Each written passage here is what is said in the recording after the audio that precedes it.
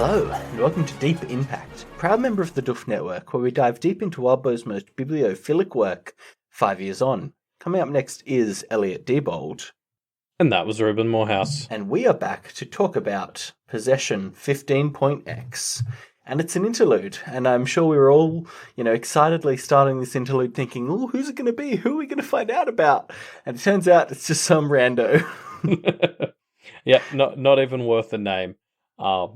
And I mean, in retrospect, I think that's really cool because you totally start off the interlude, as you said, being like, who is he? And trying to piece together context clues.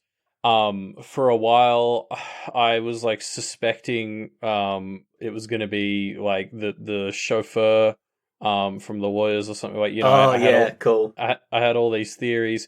When did you finally click that this is just some nobody? I think when he sees Rose right at the end, because he's like, oh, I don't recognize these people. And I was like, okay, well, he's not the chauffeur. That was sort of the last thread I was hanging on to. But like, I tried to think of, any other things. Like, I can't remember, with the Black Lamb's Blood author, because there was a thing about them sort of trying to conceal their gender, but I can't remember which way it went. So I was just trying to put together any Diabolist, but I quite like the idea that it is somebody who doesn't get a name, because at the start you're kind of turning it into this mystery and you make it important, and then as the chapter goes on, we just realize how, in the grand scheme of things, this person is nothing, and in a lot of ways they are quite equivalent to Blake and Rose. There's a theme to this chapter for me of just things being a lot bigger than like what's going on in Jacob's Bell, on a global scale. Jacob's Bell is kind of small potatoes. It's not nothing, but it's not like earth-shatteringly important. And I think that's sort of what this chapter started to establish for me. And having someone who's a part of the Warriors but still so kind of meaningless really starts to sell that. Yeah, I think it's also good because, it's obvious that Wabo wants to explore the lawyers a bit for this final interlude, but we don't want to take away the threat of the demons or the threat of the lawyers. And I think being inside, for example, Mrs. Lewis's head could potentially do that if we're actually seeing what she's thinking. It's kind of, she's not as scared of the demons, and, we could figure out what she's planning, which would be potentially could spoil what's coming up later. So I really do quite like the idea of just having some rando lawyer who's clearly not anyone powerful, is obviously terrified of demons, and is a great example of why you should never take this deal. I completely agree. Like, just being inside Miss Lewis's head or one of the demons would take away a bit of the horror, I think, from them, because we'd understand them better. Yes. And that just tends to usually correlate. I think this POV is another masterstroke because it's someone who doesn't know anything, so they're kind of getting onboarded. Like, it's that whole thing where you try, like, a lot of future sci-fi stuff will include someone who's new to everything. Yeah, they're the audience surrogate, right? Yeah, exactly. So there's a reason to explain everything to them. So it's fitting that role. It's still making the lawyers feel grand because, like, even though this is a lawyer-focused chapter, we don't see them that much, if we were in Miss Lewis's head, we'd have an understanding of their inner workings. This is just works on all those sorts of levels. Yeah. Let's jump into the chapter proper, I suppose. Mm-hmm. So our nameless point of view character walks into his kitchen and finds there is a demon there. God, I'm having flashbacks to recording the signature episodes when we hadn't settled on a name and we're just calling it the nameless POV. Yep. I don't know. We briefly meet Fisher here, and I'm just bringing that up because the whole Fisher part of this broke my heart. Yeah, it's pretty rough, isn't it? The second I met Fisher, I was like, "Oh, this isn't going to go well for them. They don't seem terrible." Yeah. Yeah, that's a good metric to judge by whether they'll get a happy ending or not. So I think the thing I want to touch on here is this is our first noble demon that we actually get to see in action. And it really, and this whole chapter really kind of sets apart the different tiers of demon. So we've got our motes, obviously, who are things that are, oppose or one of these other motes that are already pretty terrifying just by themselves. We've got our, what are referred to as mid-tier demons, like Barbatorum or who are obviously incredibly powerful. And then we have this thing that is a step above. And it's so humanoid, it's so maniacal, and it's so seemingly, like, unfazable. It's not even one level above Barbatorum. There's a bit of an implication that there's like a number of steps between them. Yeah, like did we even know that there were nobles before? I don't think we did. Like, I think I was kind of under the impression Barbatorum was towards the top, whereas this really changed my understanding of that. Like, yeah, Mahoon is do you reckon that's how it's pronounced? Yeah, Mahoon. Mahoon, yeah, okay. Like, Mahoon's obviously, like, I'm assuming these nobles are sort of the top tier. That seems to be the impression we get, although it's never explicitly stated. But, like, I don't want to compare them to gods, because gods feel like they're outside the angel-demon spectrum. But, in the classical sense of, like, a god as a creative figure, so, like, something like the Abrahamic religion god, or like Gaia or something. He feels like the opposite of that. Like, this feels like a top tier, really destructive demon that, like, what's he up to? Like, I kind of love that this chapter, at the same time as setting the demons up, sets up that the stakes in the world are so much higher as well. Yeah. This demon basically spends the part of the story that he's in basically just torturing a guy for kicks, right? Yeah. I mean, just because he had the goal to summon him. Yeah, fair enough, to be honest. If someone calls me up, this is my response. Yeah, when you get calls from telemarketers, this is the demonic equivalent of a telemarketer. Yeah, I'd cut off a guy's legs. I think it's just crazy that how powerful they are, right? Like, we saw how big of a threat Barbatorum was, but he still had to actually, like, come up to you and attack you, whereas Mahoon just, like, flicks his big toe at you and your legs get chopped off. Yeah, that's a good point. Like, there's so much in this that just sets him leagues ahead. Yes. Of what we're sort of used to, like the whole shadow effect. Yes. That's going on. Like, Mahoon is so big and powerful that it's like his form actually can't be contained in a human figure, but then also he can totally pass for a human figure. It's like this. It's like both of those messages send us ideas that he's very powerful, but also the way that there's a cognitive dissonance in there, like it like greatens the impact. Yeah, the fact that it's paradoxical really helps land the fact how, on another level this guy is. Let's talk about the name Mahoon, because it's got some interesting etymology. So basically, it's a bastardization of the name Muhammad, and it kind of came from this idea of Christians vilifying Muhammad as a demon who inspired a false religion, right? Which is classic Christianity. So that's pretty interesting. There's another potential where Mahoon, or also known as Old Mahoon, is used as the name of the devil in some Scottish literature. So there's a few different ideas of what Mahoon could be drawing kind of cultural power from, but either way, they're both quite strong, right? Either the demon that founded Islam in Christianity's eyes, or just the devil, Lucifer, Yeah, I mean, like, it's so fun to sort of think about stuff here. Like, so Mahoon, did he exist before the concept of names and took this one on? Did he have another one before and he took Mahoon to draw power from it because it was somehow appropriate? Same for things like Lucifer or as you said, like any other sort of thing. Like, it's so fun to try and think in the Pactverse, like, are these beings that rose to power because of the belief in them, or are they other things that kind of latched onto the name and claimed it? Yeah. Not relevant, I guess, but fun for me anyway. Yeah, definitely. I do quite like the idea of it being this grey area where there are probably these powerful entities that existed, but then the belief and the naming of them by humans kind of congealed them to have more defined boundaries and powers, I guess. Yeah, well, yeah, I always wondered about stuff like that. Like that seemed to be a bit of a like pain point for Faisal, like some of the ways humans were now controlling them, and you wonder if it's the same for demons, like because at the end of the day, demons still seem to answer to spirits, right? Yeah. So they're not completely outside the system, and obviously they've presumably been affected by humanity in the same way. And if there's really old ones like Faisal was, you got to assume that pisses them off.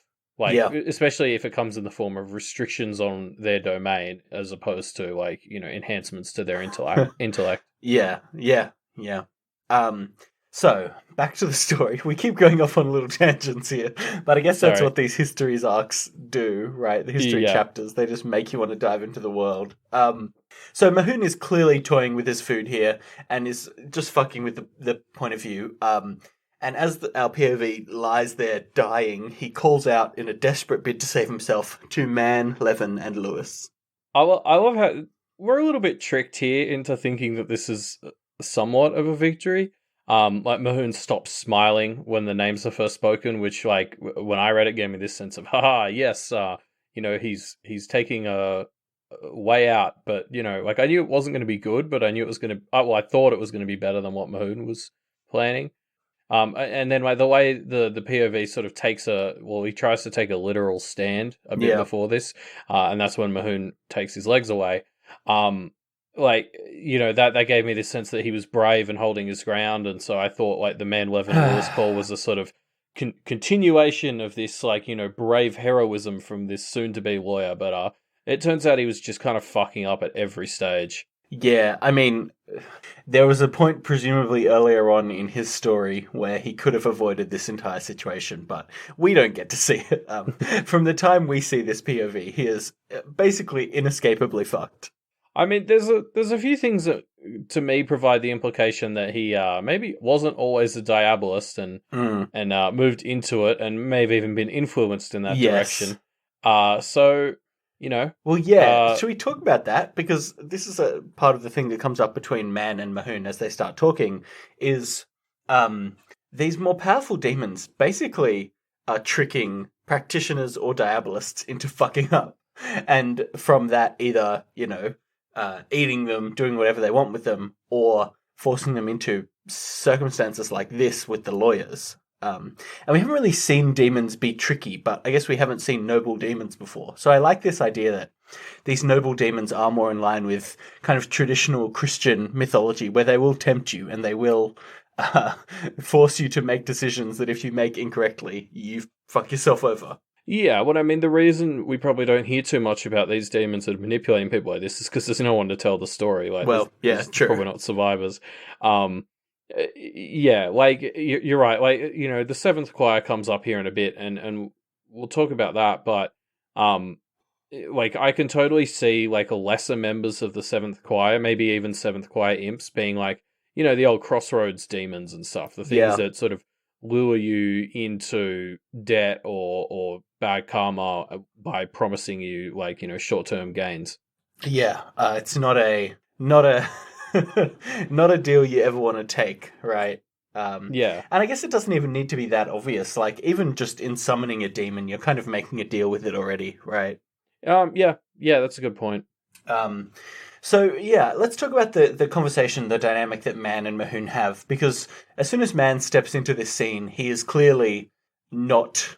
He's a fish out of water, right? He kind of exists separately to this chaotic world that the others seem to find themselves in. And their dynamic is so interesting. It's like this old work colleagues kind of vibe where Man clearly knows Mahoon and Mahoon knows Man. And while there's a bit of kind of posturing, uh, there doesn't really seem to be any danger for Man, or at least he doesn't seem to feel like he's in danger. And Mahoon even gives him permission to take our point of view character away, which presumably Wait. means he either works for Mahoon or, something on Mahoon's level. Yeah, exactly. I kind of got the sense that the lawyers represent a different or some other conglomerate of, Yes. demons, but Mahoon is up at the level of the people running it, or even above, Yeah. particularly above man. Yeah, like I kind of got the impression that maybe not old work colleagues, but like acquaintances, like people who'd met a couple of times at work conferences, or they'd met at stuff and they knew each other by reputation, met each other a few times. You're right, man doesn't seem like he's in danger, but he also respects Mahoon. Like there's a sense of as long as he plays it right, he's fine, and that seems to be what he does. And again, it's creating that sense to me. Like the lawyers are so big. There's a bit here where the lawyers are likened to a household name because man can just walk into any room and kind of compel the spirits to obey him. Yeah. And so while this chapter is doing so much to build up the lawyers, it's also not building them up as the puppeteers of the entire world. Like there's a lot going on here that Mahoon is doing just without them. Tells him basically to fuck off when man tries to pry. Like they're not everything. The lawyers are powerful. Yes. They're kind of all over the place, but they're not running the world or anything. Yeah, I guess this chapter does some interesting things there, where one says to us, yes, these lawyers are obviously associated with strong demons, but they're not, infallible. They are limited in their power. But also it sets up that there's a whole new class of noble demon that's so far beyond what we've seen. Yeah, exactly. It's like there's so much going on in this chapter to set the world up as being so much bigger and more powerful than anything we've seen. Everything we've dealt with in this story so far has been, at best, a moderate level thing. Yeah. There's all these big things over there, but they're not completely organized. Like there's not, it's not puppeteers pulling the strings of the whole world. There's huge powers. Like the lawyers have very much been set up, especially in this chapter, to be so far beyond the capability of our little ragtag team, including Faisal. But not in the sense that they're literally all the demons, or they can call all the demons, and they're completely unbeatable. Yeah, definitely. So that's good. That offers us some hope. Yeah, but we'll get to that. Yeah, sure. There's some hope that it will be shortly dashed. So after Man and Mahoon have spoken for a while, Man eventually has our point of view character agree to serve for somewhere between 500 to 600 years. But if that wasn't bad enough, he also has to give over his familiar. No. Which is horrible. But obviously our point of view doesn't have any choice. So yes, he does. Well, I guess he could choose to just kind of die. Yeah. Yeah. So what happens to this familiar now? I don't want to know. Yeah. Let's not even talk about it. It's unspeakably bad. And so we shall not speak of it. Yeah. The one thing it made me think was, oh wow, I'm really glad Blake never took the deal now, because I can't imagine Evan have to be kind of betrayed into this. Like that's so fucking horrible. I just heard 30 seconds of silence then. I don't know about everyone else. I choose to ignore everything that was just hinted at. Yeah, I don't even want to picture it. Fair enough. Evan's a good boy, and he's fine. He's into murder and stuff at the moment, which isn't great, but anyway. Yeah, it's funny, like, this whole thing with Fisher, part of me wanted to assume that Fisher was probably something awful, because it was like, he's a Diabolus. Well, familiar, yeah, I'm right? sure Fisher is probably something not great. But, like, I mean, the text sort of goes out of its way to make you sympathetic to Fisher. Like, I don't think Fisher does anything. The worst thing Fisher does here is be a bit snarky when the demon first shows up, but it totally feels like, that sort of compensating, hiding behind humor type thing. Like, I feel like everything in here made me endeared to Fisher. Yeah. Including the fact that he's just a cute little toad. And so you feel the loss, like when the Diabolist just, like, why'd he say yes? Like, that was the bit where it's like, no, come on, this is not the right thing to do. Yeah, but it's done, so uh-oh. Yeah.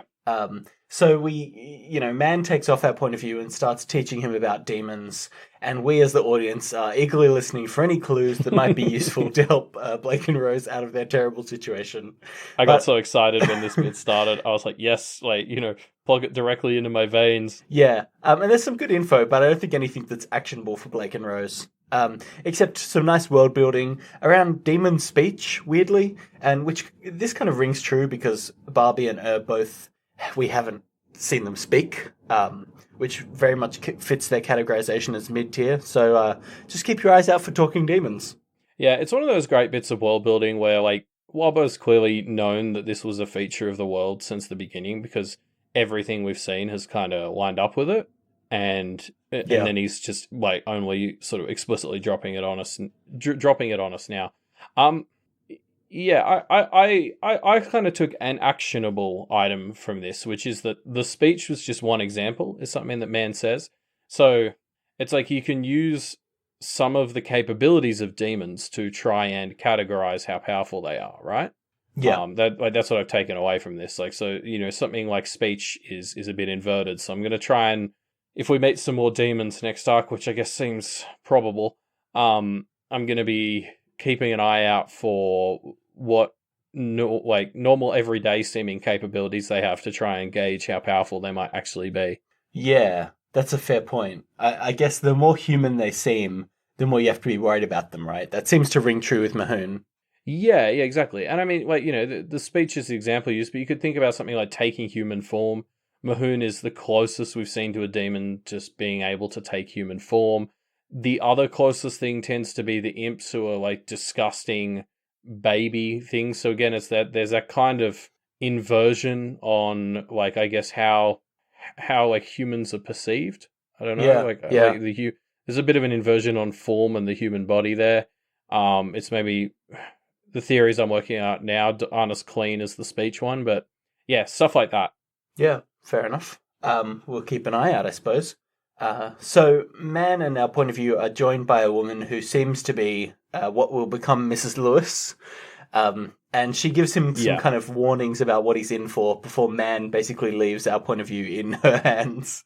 Yeah, she's so nice. Like, I love Miss Lewis. Yeah, she's so helpful, isn't This she? nice demon lawyer. Yeah. She's not that bad for a demon lawyer. Yep, she's all right. So End of chapter. so she talks to him and she says, I want to read out this section where she says to him, how many demonic nobles do you think you'll run into in the next 570-ish years? His eyes went wide. What? I'm asking you to guess, because you will be crossing paths with them. He couldn't speak. Horror had stolen his words. And I do still feel bad for him, but I'm pretty sure our point of view character here is an idiot. Because I don't know what he thought he'd be doing when he took this deal, but obviously it involves working with demons and diabolists. Like, that's so obviously what this job description entails. And it's basically explicitly confirmed by Mrs. Lewis that she thinks he's an idiot later, so I quite like that. He's just you gotta be a real dingus to get yourself into this situation. Yeah, but I mean, this is the thing, right? It was hard to think straight in the situation he was in. So he did not consider a lot of these factors. And I mean, the whole thing there is like, we already touched on this. This guy just seems to have made the wrong decision every step of the way. Yeah. And I think that's kind of what they're preying on, is the kinds of people who are going to end up in the situation where they need the lawyers are the types who are using demons for short-term games. Like, it's basically, it's short-sighted people who are going to end up in the situation where the lawyers can offer them this deal, and they're going to be like, oh, no, like, I don't want to be killed by this demon, I'll take your offer. And then it's like, well, you dumbass, you just signed up for however many hundreds of years of, like, even worseness. Yeah, it's just basically setting yourself up for 500 years of torture, right? Yeah. And I think the other thing, like, the other reason that I think a lot of people wouldn't necessarily get to take the time to consider this is, like, the lawyers are very good at presentation. Like, they all come across as very prim and proper. Like, there's sort of this false sense of that this stuff doesn't get to them. Well, yeah, much as we saw Man kind of existing outside of the scene that he was summoned into, right? Exactly. So it's easy to make that leap of logic and think, well, he can just be unaffected by the horribleness of these demons. Yeah, exactly. And like, we see all this stuff, like, we learn here about the whole not eating or needing to sleep, which is that, that seems cool. Yep, I'm sure giving up parts of your humanity doesn't have any downside. Yeah, like, exactly. And, yeah, like, you can't be killed or stuff and stuff. So there is this sort of idea that you're sort of like, oh, they get protections from the bad sides of demons.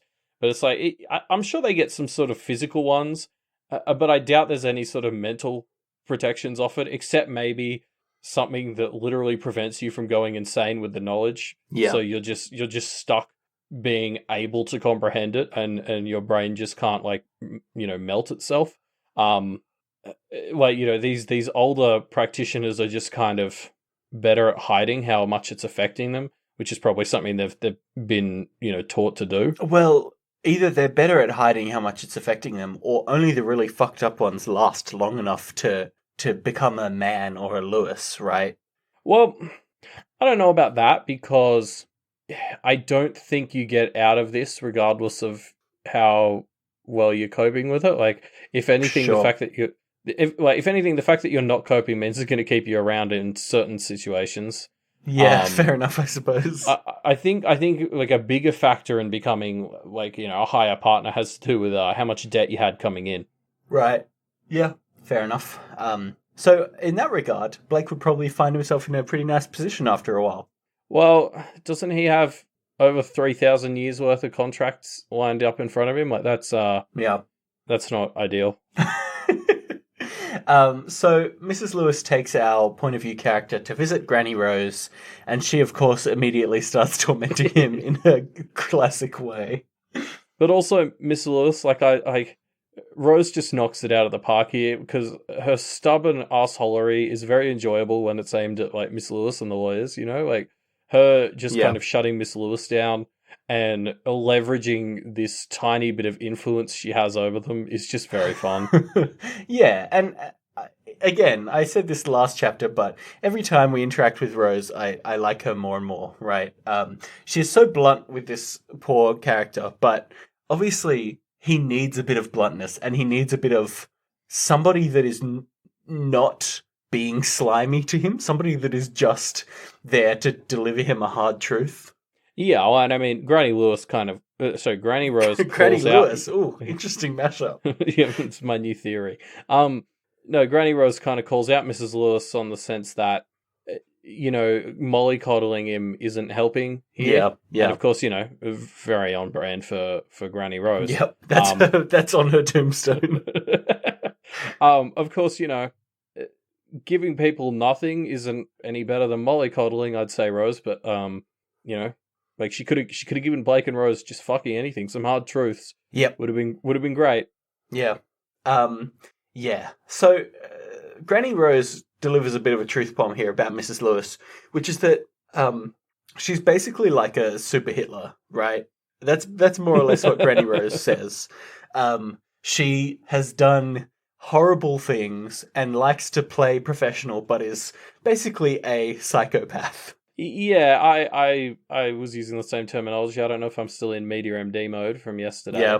But like, it gave me those same vibes of this idea that she is putting on an act because it helps her fit in, and, like, frankly, Miss Lewis's position just lets her control everyone better, I imagine. Like, she's this kind of psychopath who's climbing up the ladder and not playing nice because it actually helps her in her job, like is often sort of cited as being a thing in real life, but just because, like, she can fuck with this guy by pretending to be nice to him. Yeah.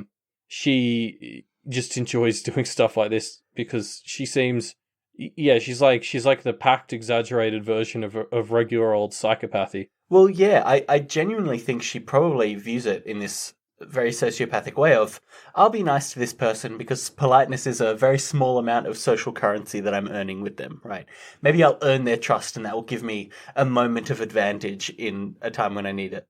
Yeah, I don't even know if I'd phrase it like that. It's more that she's just like, I'm going to be nice to them so they trust me, and then it will hurt more later when things go badly. Yeah, maybe it is just that. Not even for her own advantage, just for her own amusement. Yes, yeah, that's kind of like, there's no need for her to kind of exert more power over this guy, especially she's about to be named partner, there's no situation where it's like she doesn't have complete power over him anyway. It's just like she just wants to fuck with them more. Yep. Like, I think she mentions, and like, this comes up a bit later, like, she mentions here that Mahoon wasn't going easy on our practitioner, even though Man said he was. Yeah. And I think that's because something that it's established is Mahoon was ramping things up so that he could slowly grind away the hope from the practitioner. Like, he didn't want to just kill him. He wanted to torture him and take away his hope. And I think that's just the way Miss Lewis operates as well.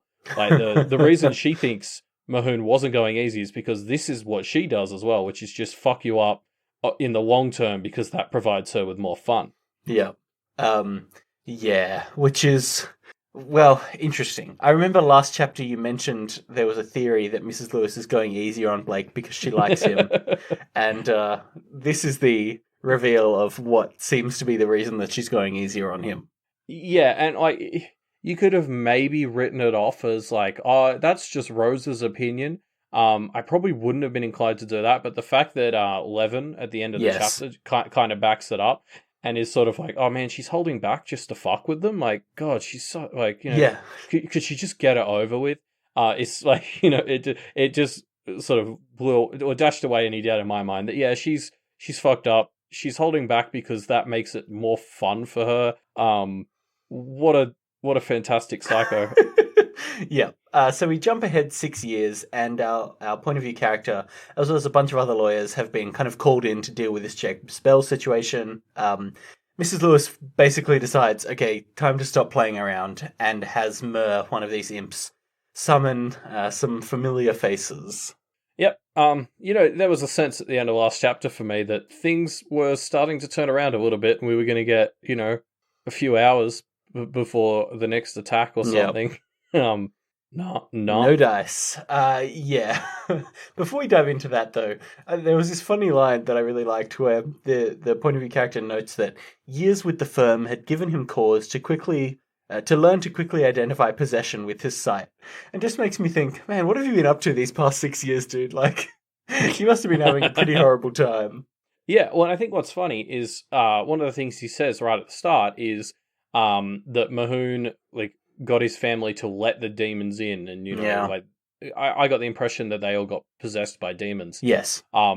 So you think that would have taught him to use the sight for the possession, but it's kind of like I think this is reinforcing that whole idea of he signed himself up for 570 years of even worse version of the shit he was trying to escape. Like in the last 6 years, he's seen even more and even worse possessions than losing his entire family to the same thing. Yep, it's been a fun 6 years. But hey, there's a good side, which is only 564 years left.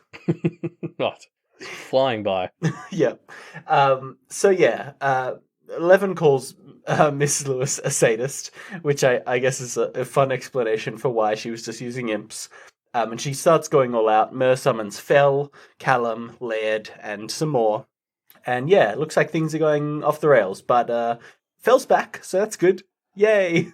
Yeah, totally back. Very normal. Yep. The lawyers just want to trade him for Rose. I'd take that simple, deal, to be honest. Very real. I would trade Fell for Rose in a heartbeat. Yeah, look, I talked about this in our Discord, but, I'll eat a shoe if this is actually just them. Well, get that shoe ready, my friend. There's a line about no tricks, and I don't know. Yeah. There's a line about no tricks while Mrs. Lewis crosses her fingers behind her back. No, it's not a trick, I promise. I think. Yeah, I mean, I guess for me, the world would be more fucked if even an imp could dip into the afterlife like this, because the imp can't create things. That's been pretty well established by the story. So I was like, okay, well, either an imp has just pulled a bunch of people from the afterlife, which just seems way too powerful for an imp. Yep. That would be powerful even for a noble, in my point of view, because we've seen what happens to other franchises when you can just nip people out of the afterlife. Yeah. It doesn't usually go well. Yeah. So. Yeah, I mean, on Discord, I think the only thing I sort of came up with is I was trying to think how it would affect Blake, and obviously he's in memory land right now. So, my theory is that Myrrh is somehow I don't know, doing something to memories. I don't really see how that correlates to physical manifestations of them yet, but he can't create, so he's got to be pulling this stuff from somewhere, and I'm guessing it's from memories because that means Blake can get involved. Yeah. Interesting theory. We'll have to see whether it pays out. Next arc. Whew. Yeah, because that's the final arc. Yeah, I don't know. I'm starting to actually see that the end is coming, and I'm both excited and disappointed that it's going to be over. Well, don't worry. There's 16 chapters in Judgment, so we've still got some time. Oh, okay, never mind. That's the end of our discussion of Arc 15, Possession. Before we round out our episode, though, let's loop back around and talk about Possession as an arc, as a whole. and see what we thought of this arc. So, first of all, of course, we got to talk about the arc title. So, Possession. I mean, feel like there's a pretty obvious angle here, which is being possessed by a demon, which happens with Johannes, and obviously this happens where Blake possesses Rose here. So this is the kind of level 1 interpretation. I mean, I don't like your use of the term demonic possession to describe Blake inside of Rose. And I'm sure Faisal takes offense to it too, but who cares about his opinion? Yeah. I focused a bit more on the legal definition. Yeah. Like, someone will possess your house or possess your assets or whatever. Yeah. And, obviously we see a lot of stuff get possessed. Obviously in this interlude, we had our nameless point of view get possessed by the lawyers, and his familiar, R.A.P. Fisher. I think it's safe to say the Abyss took possession of the Thorburn mansion. Yeah. This arc, I don't think they're getting that back. So yeah, like I know there was a fair bit of stuff kind of being claimed by other powerful institutions this arc. Similar to the idea of repossession on a loan, Yeah, exactly. Let's talk about this arc in a bit more general terms, though, and talk about some of the themes and things that we liked across this arc. I think the main one for me was this arc really pays off the deal that Blake made last arc to sacrifice himself for Rose, to let Rose win their contest. Yeah. Because, man, Rose is such a baller this arc in terms of, being selfless towards Blake. Yeah, we've talked about this a fair bit, but I am absolutely loving that, this whole story, it's been, you two will have to be against each other, and for a lot of it they have, and in the last arc and a bit, there's just been this trend of them being like, you know what? Like, fuck that noise. Fuck that. Yeah. And I'm just so on board with it. It's such a great thing because it's like a fuck you to the universe, which is powerful, and then it's just people teaming up, like when everyone tells them to be enemies, which is just very wholesome. So, like, I just love it so much. Yeah, it's very much in character for them as well to be like, yeah, fuck you, universe. We're going to do this our own way. Fuck you, we're going to be friends, and we're going to hate it, but you'll hate it more. Yeah. Yeah, I think for me, it was harder to pull out an individual theme for this arc. I mean, because it was such a... I don't know. Recency bias is maybe a factor. This felt like my favorite arc because it was just balls to the wall the entire time. Like, the library was an absolutely insane place. I can't believe this arc was the one with the library. That feels like it was so long ago. Like, that's the thing. This is a short arc. It's only 8 chapters, and it still had all of the library. Yeah. And I was like, well, this is the coolest setting of anything ever. And then the setting became Rose, and I was like, well, never mind. This is even cooler. Yeah, we had the wooden throne as well, which I think was a really great, a really great chapter. Yeah. Like, that's the thing. Like, all 8 chapters of this were absolutely, like, knocking it out of the park. And, like, I struggled to pick an individual through line for the arc, aside from the one you brought up about Blake and Rose's relationship. But there was a lot in this arc, like, it's a sense of, this was the penultimate arc, and it started to bring everything else in. Rather than having its own sort of theme that I could see, it was more focused on bringing everything else in. We talked about this at the end of last episode with the sense of Toronto coming back in, like, in terms of people and themes. Like all the stuff going on with Blake, like so much of Blake's character sort of started to come to a head here. We've talked so much about fighting the system, screwing the system. The system's pretty screwed at this point. I think it's safe to say that Jacob's Bell is pretty far gone. So like it really sort of feels like everything has sort of come together this arc for it to be delivered on. It's like all the pieces have kind of been lined up. All the dominoes have been lined up, and Arc 16 now just gets to push them all over and kind of make whatever the sort of thesis statements of the story are going to be. Yeah. I'm excited to get into Judgment. It's going to be exciting to see how this all comes together. That's such a fantastically ominous name for the final arc, like Judgment. Yeah. I don't like that could go so many ways. It's just a foreboding word. I'm so on board. I'm so on board with that being the last one. But yeah, I guess that's it for this episode. we'll see you soon for some judgment. In the meantime, if you want to leave us your thoughts on this episode, on this show, or on our discussion question, which is pick a demon or evil spirit from any folklore and explain what it might do in Pact and which choir it might belong to. If you want to answer that question, you can find the perfect place to do that linked in our show notes. That's our discussion thread, which is great. So we'll see you there. Something I just sort of thought about that we didn't really touch on. There was obviously stuff with Mahoon and what choir he might have belonged to, because he said he wasn't 7th choir. I think the implication there sort of being that maybe the 7th choir helped him get here, but he's not. And I wonder if like the nobles are sort of these higher ones that don't necessarily map to choirs. Yeah, interesting. This is Pact. Labels are dangerous. I wonder if these higher ones not only resent the concept of choirs because it's the world trying to categorize them and limit them, but like maybe some of them get to rise above it. Yeah, maybe. We'll have to see if Mahoon comes back. I mean, well, at this point, what else could save them but a noble or whatever the angel equivalent is? Not that I understand why anything like that would. Yeah. But, there's a real sense here that, like, I don't understand how they can beat the lawyers. I mean, I said the same thing in Arc 27 of Worm. So, like, I have faith that Wildbow will find a way to make it sort of feel justified, but I'm wondering if it's like, are we going to take a third option? That's Blake and Rose's favorite thing to do. Yeah. Is there going to be a way to get out of this without beating them? Like, I don't know. I'm so excited. I have no idea how this final confrontation is going to go down, and I love that. Yeah. We'll have to see. No comment. Anyway, sorry. Back to the outro. Yep. Sorry. Whew, let's wrap it up. I'm trying to cram more episode into the episode. Yeah. Wait for next time. If you still want more episode and you're sad that this episode's ending, head on over to doofmedia.com. There's a bunch of other shows there, and so you can like start a whole other episode, and that they're honestly they're all longer than ours, if you could believe it. Kingslingers came out yesterday. We talked about that a few days ago. Go check it out. Yep. If you're not into podcasting and you want something more visual, we've got a Doof and Chill coming up later today.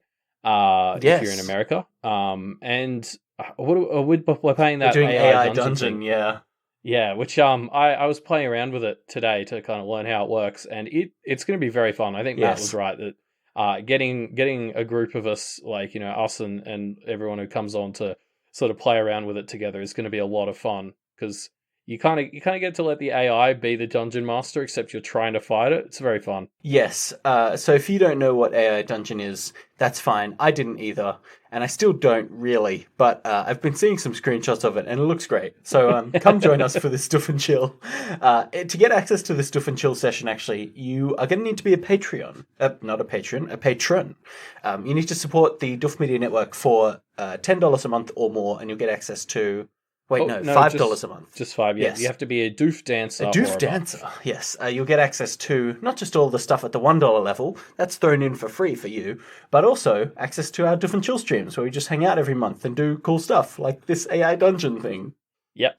And, we've said it before, we'll say it again for at least another arc. Yeah. Wildbow has a Patreon, patreon.com/Wildbow.